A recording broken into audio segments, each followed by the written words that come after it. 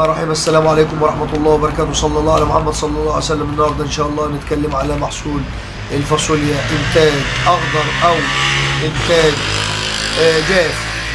الفاصوليا عشان نحصل على أعلى إنتاج بأقل تكلفة لابد من طبعا حرث الأرض حرث جيد، تشميس الأرض وتعقيم الأرض، قلب الأرض جيدا وتنقية الحشائش، قلب الأرض متر، الدورة الزراعية، تحليل الأرض والمياه، وضع المطهرات في الأرض، وجود المصايد الحشرية، أصناف مقاومة الأمراض، أصناف غزيرة الإنتاج، إضافة إلى طبعا الري والتسميد المنتظم، الري من 7 ل 8 صباحا، الحد من التسميد الأزوتي وخاصة اللوريا لا نستخدمها بسبب اللي هي بتجيب أعفان، عدم تعميق الأرض للزراعة، عدم الري أثناء الأمطار، لابد من تهوية الأرض عبر العزيق والخربشة، وضع الكبريت الزراعي من خدمة الزراعة الخفيفة لأراضي، لابد من الزراعة الخفيفة لأي محصول. تزرع الفاصوليا عروتين 2، عروة النيلي من 20/8 حتى 10/10، الصيفي من 1/2 إلى 10/3. يحتاج الفدان من 25 إلى 50 كيلو للفدان. بيضاف طبعا العقدين على البذور لتثبيت النيتروجين، 2 كيس عقدين اللي هم من 400 جرام بنخلطوا مع البذور، وبعد كده بنضيف 5 معالق سكر زائد 1 صبغ عربي زائد 8 كيلو عسل اسمر ونخلطهم مع بعض، وبعد كده نضيفهم للعقدين مع 3 لتر ميه ونبدا نخلطهم على البذور من مده نص ساعه لساعه. العقدين ده بيجي من وزاره الزراعه او مركز البحوث، مده صلاحيته 3 شهور في الكيس، اما يوضع على البذور من نص ساعه لساعه ما يتعداش في مكان مظلل.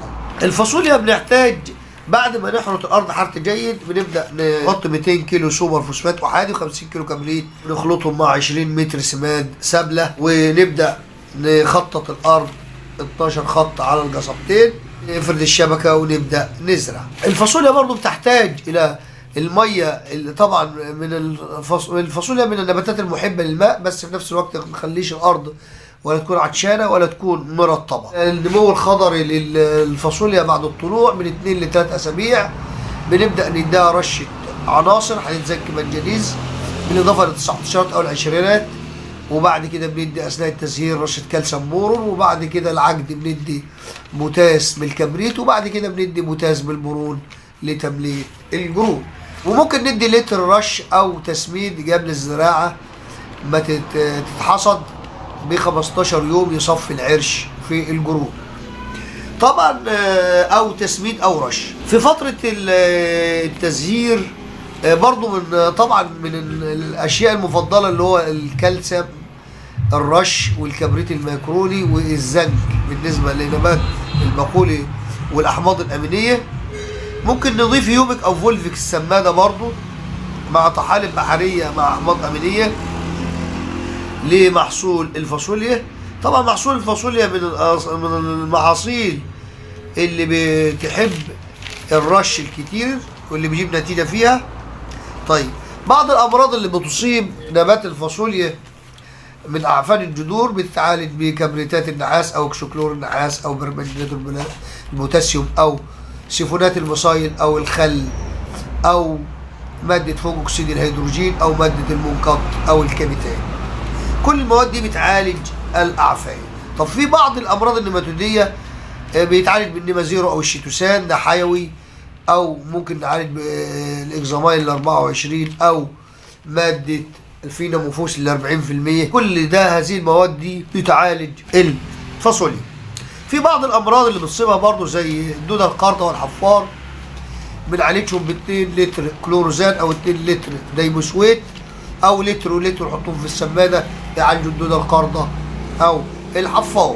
برضو الفاصوليا برضو حساسه برضو للملوحه. الامراض اللي بتصيب الفاصوليا برضو في المجموع الخضري زي المن والتريبس والذبابه والدوده ودوده الثمار ودوده الحشد، كل دي بتتعالج طبعا بماده الابامكتين زي ابامكتين بنزوات زائد كلوروزان او ماده الاسيتامبرايد.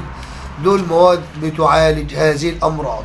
في امراض تانية زي الاكاروسات، صناعات الانفاق، العناكب او الحمراء، دي ماده الابامكتين او الابامكتين بنزوات بتعالجها، او ماده الكبريت الميكروني، ده كله بيعالج برضه. في بعض الامراض زي امراض الاصداء والتبقعات وبعض الأمراض زي التفحم وزي العفن الأسود والعفن القطني.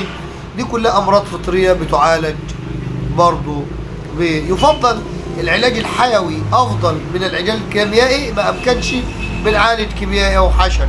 طبعا الفاصوليا من النباتات برضو اللي هي بتحب الرش الورقي أفضل. عندنا برضو الفاصوليا بتحب الكبريت الميكروني، بتحب مادة الزنك، بتحب الكالسيوم بالبرون. دي كلها بتعمل تقوية في النبات علشان ما يتأثرش بأي مرض. في بعض الأمراض النماتودية ممكن نرش النماتودة على الأوراق، بتساعد في النمو الخضري الحلو. ممكن برضو بنرش الفاصوليا ديت بمادة الكبريت أو السوبر أثناء الجرون، أو ممكن ننجع السوبر 7 كيلو سوبر وناخد منجوحهم ونرشهم، أو 10 كيلو يوري 10 كيلو كبريت ممكن نرش